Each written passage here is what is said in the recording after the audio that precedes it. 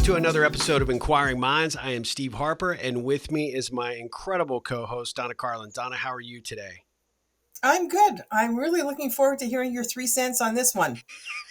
All right, I'll give you a refund if I can't do all the 3 cents worth. We'll see. What's the difference in the dollar between US Canadian dollars? The difference just keeps getting bigger. It does, absolutely. Yeah. Well, so what are we talking about today? So being selective about how you spend your time and who with is a sign of self-respect. I wanted to get your 3 cents on that one because we look at managing time, stuffing in more meetings in a day, and commitments. And I remember, I'm going to backtrack a little bit. Years ago, before I was using my online calendar, I had one of those Franklin Covey planners, Yeah, and I used it to the nth degree. If I had something on the left hand side, like a meeting or whatever, and I had my to dos on the right, if I didn't have the blocks of time on the left, I didn't put those to dos in because I knew I couldn't do it, and I'd look at the end of the day and beat myself up. It was so easy to have this conversation with yourself, but mm-hmm. that's still not the point. What you choose to do, it's not managing your time, managing, your meetings and your schedule. It's what you choose to do in the time that's allocated to you and how you respect yourself in relation to time. That's the self-respect piece. Yep. And I think that's a conversation we all need to have and all need to have now.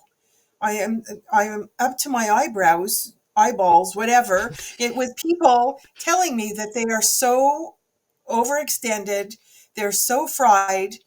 Even on weekends, they play catch up, so they don't take time to breathe. And it's showing that they don't respect themselves in relation to time because they're killing themselves. Yeah. Yeah. I tell them, would you drive a car with a flat tire? Well, of course not. Would you repair the tire? Yes. Well, you're living your life with one tire flat with a second one about to go because you're deflating, you have no energy. Yeah. And they look at me and they go, is it safe to do that? Do you think that you're going to fill up the tire and get back on the road like this? Because you're a human being. Yeah.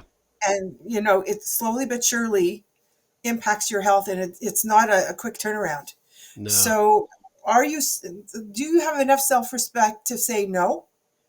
To say, and again, I know I'm saying a lot right now.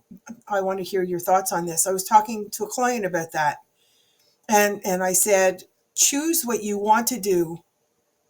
Don't make excuses for what you don't. Yep. Yeah. And I want to leave it there and hear your words of wisdom. Well, I mean, you started with, are you spending the time with the people, right? And there's a couple of different ways we could take this conversation because it's the people, it's the things we're investing our time in, the activities, how we're leveraging, both our working hours and our free time.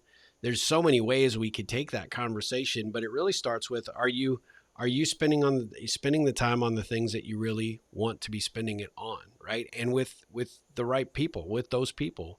I find, when you look at the relationships, the people that you constantly have around, your friends group, your business colleagues, the individuals that you sort of let seep into here from time to time, when people actually start getting true and honest about it, they often find that they aren't in the right, they aren't in the right groups. They may not be Yeah. in the wrong department. They may be in the wrong with the wrong colleagues. They may be under the wrong manager. They may be in the wrong relationships personally, whether that's the romantic relationship or whether it's a friendship environment. They find that they get into these environments that, when there's nothing fulfilling there, they fall into sort of just, kind of being in neutral. And, that doesn't help you, and it doesn't help you become a better version of yourself. And you don't get there and you don't really figure that out until you start looking a little deeper and saying, am I around people that inspire me, that motivate me? Am I doing work that I really feel like I'm contributing and adding value to, and that I'm heard and understood, and that I'm contributing at a level that makes me feel proud of what I do day in and day out? And, at the end of the day, I think, like you said, people are so accustomed to, well, this is just the way it is. This is what I fall into. This is how life is unfolding. So why kind of fight the battle, right? It's, why would I go against the flow because I don't have any other choice or alternative? And that's simply not true, right? You do have the ability to kind of adjust these things on the fly and make these shifts in different aspects of your life to really have that self-respect. And you only get one life, right? I had this conversation with someone the other day that you only get one trip around the world in all regards, right? So do you want to continue to waste those opportunities on things or on people that aren't really filling your cup? And that is a big factor, because if you are just taking it the way it comes, then you aren't respecting yourself. And that's why life does not feel fulfilling, doesn't feel joyful, doesn't feel all that rewarding. I think that's, a real important aspect for people to look at. There's so much to unpack in what you just said, and that's probably some of what you said we should continue in another conversation, in another podcast, because you look at even those enriching relationships. How do you make choices if two of those enriching relationships want a piece of your time? Yeah. And how do you make that choice? How do you make one, like, honor your first choice and not say, well, somebody better asked me for the same time frame, I'm just going to cancel the first one. And what that does actually to your integrity in the minds of the other individual. Will they ever trust that they're important enough for you to spend time with? There are so many facets to this conversation. It's unbelievable. I look at my days. It's so funny. People say to me, you have a calendar system so that my clients have a link to my calendar. They could book time whenever I have that space. And starting the following day, obviously, it's not for the day of. I might not see it. And what happens is I have to get into my calendar before they do and make sure I protect time. Yeah. And I'm really getting good at that because it turned out like a few days I had back to back to back from 8 o'clock in the morning till 5 with no breaks, no lunch break, no nothing. And I was like a dish rag. I can't bring the best of myself to the No, table. no. So now I actually block off chunks of time for me. Yeah. For writing, for doing my work with the college, I have to have really focused thinking to create content and review it, make sure I made no mistakes.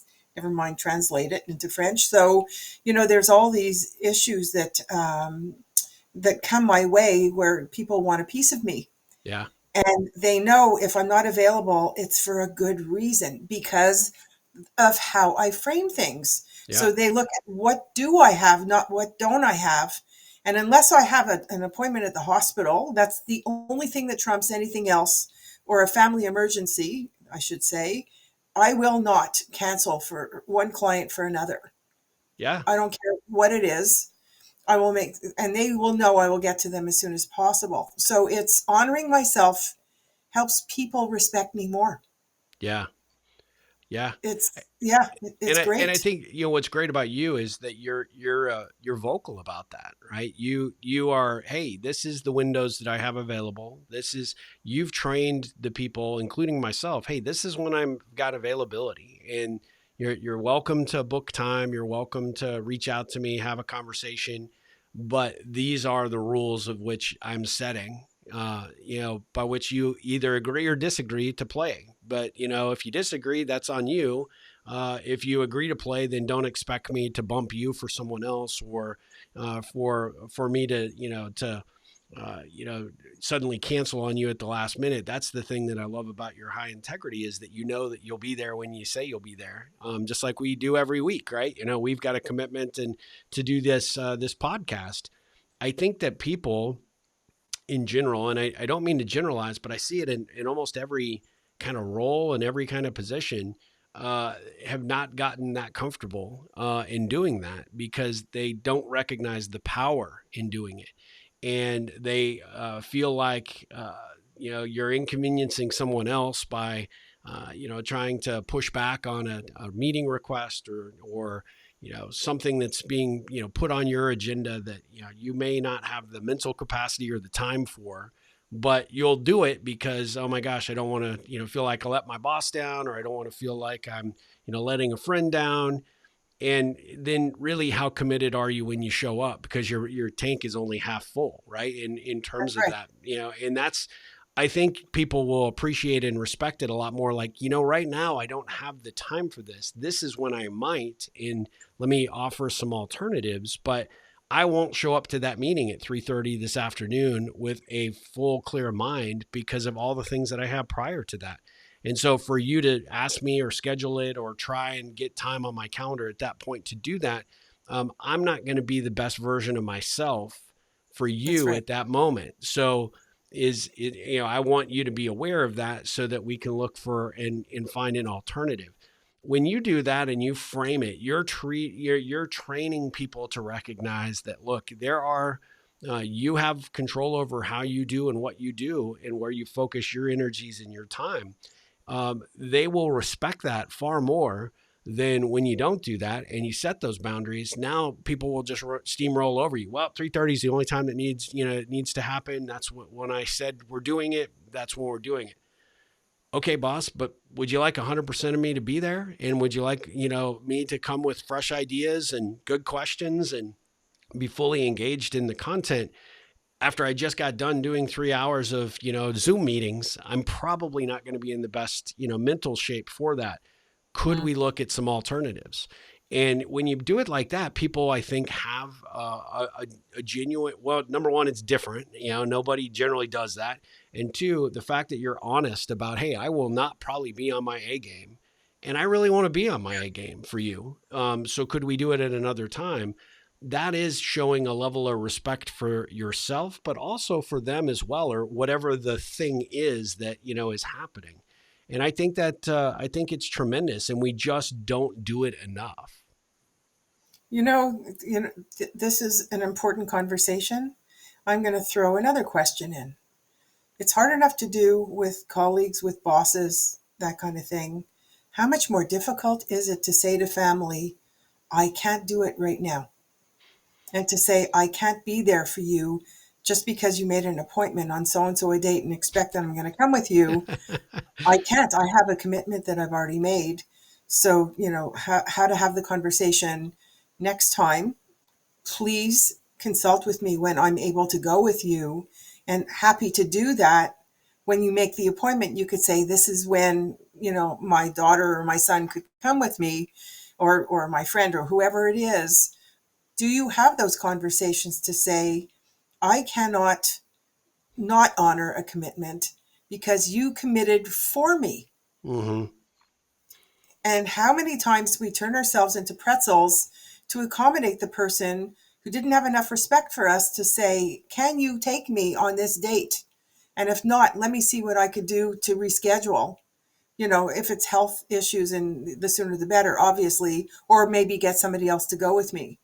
Whatever it is, there are conversations that need to be had Yeah. to show self-respect. It also helps them respect you. It makes such a difference. It's unbelievable. It does, and it's not easy because, especially when it comes to family, they think, at the end of the day you can just drop everything, and they have not really a true appreciation or a clue as to how busy I know you are, I know I am, and it becomes it's a difficult and challenging situation. But if you do drop everything and you do just bend to the will of someone else, even if it is an important appointment, you'll continue to set that behavior up as the expectation point forward. And that's the hard part is, I want to be there for you. I want to be, fully present and, involved in whatever decisions being made or whatever doctor's appointment there is, or I want to be able to take you myself to, the appointment. However, you have to respect my time because I have lots of commitments. I have lots of people, including you, that depend on me for a variety of things, and everyone is equally important to me. I don't want to let anybody down because I'm high integrity. I'm very committed to Yeah. being fully present when and where I am. And I can't do that when I have someone that's kind of, playing wild card on my schedule or asking for, a commitment. And I think that can be tough. I have a friend who doesn't come to Austin very often, but when he doesn't give me any heads up, and he just expects me to drop everything because, hey, I'm in town. And what you knew it was going to take 3 hours to get here from Houston to get to Austin. So there's at least a 3 hour window that you could have called me from the road to say, hey, I'm coming to town. Would you be free for dinner? Would you be free for lunch? Would you have any openings this afternoon? But the expectation has been every time that I will drop everything. And because I didn't get to see this gentleman a lot, I often did. And then my schedule got too crowded, too crazy to be able to do it. And so he would actually literally show up and hey, I'm downstairs at your office building. And I'm like, I really appreciate, the fact that you want to see me and that you want to spend some time, but you got to give me a heads up, and you have got to stop expecting me to be available whenever you are, because my life doesn't work that way any longer. And it maybe did when I didn't have as many responsibilities or as many time commitments as I do today, but my schedule sometimes is not my own, and I try to make it my own as much as I possibly can, but sometimes I have other commitments. And that was a rough situation for a couple of times that he tried it, and I could tell.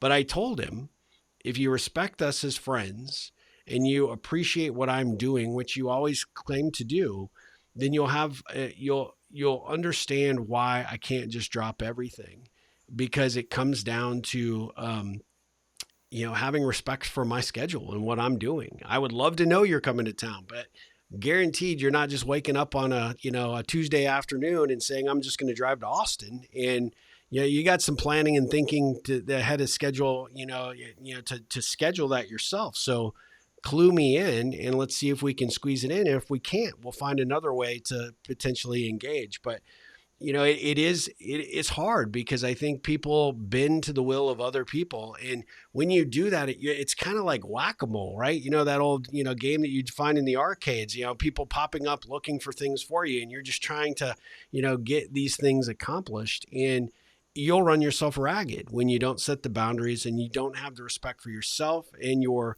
own mental fortitude to say no. So I'm bringing the tung fu approach to the table about what you just shared. And the tung fu approach, that's a tongue twister, sorry about that, is I really want to see you and I appreciate the fact that you want to see me. When you let me know ahead of time that you're coming, there's a much better chance of that happening. That's great. Yep. Because it's not on you, it's on him. And if he keeps doing that and expecting that you're going to be available, that is like disrespect from you. Not necessarily him, it's a sense of entitlement on Yes. his part. Yeah. And but he wants to see you. Yeah. So if you just say, I want to see you too, and if the bigger the heads up that I get, the more probability that we're going to be able to find a time that works for the two of us. Yeah. And I Yeah. look forward to that happening. Yep. That's it. Because you're not going to start making excuses and rationales and everything else for what he is doing. Oh yeah. Yeah. So there's my tung fu approach That's a to good that one. situation. That's It's a kind of great. simple. Yeah, it is simple but powerful, very powerful. Yeah, and you said something too. I don't want our audience to miss out on. Don't feel like, and you said it earlier as well, but you don't have to justify it. You don't have to say, look, if you saw my calendar or you saw how many appointments or all the things that only come across as excuses, is I just do not have the time. I would love to see you. However, we just I cannot squeeze it in. So being unapologetic about it in a way that, doesn't come across as insincere or inaccurate, I think is really critical. And I find, and we've talked about this on prior episodes, people feel like you have to give, a big justified reason or a story as to why you aren't available or why you can't do this thing. And you don't. Sometimes no is just no. And the more comfortable you can get in controlling those situations, the more comfortable you can get in saying no, the more your self-respect and confidence grows in each and every additional situation that arises. And that's the yes and the no and conversation. Yeah. This is what this is, I really want to see you. So next time, let me know ahead of time and we're Yeah. going to figure out a time that works for both of us. Yep. Thanks.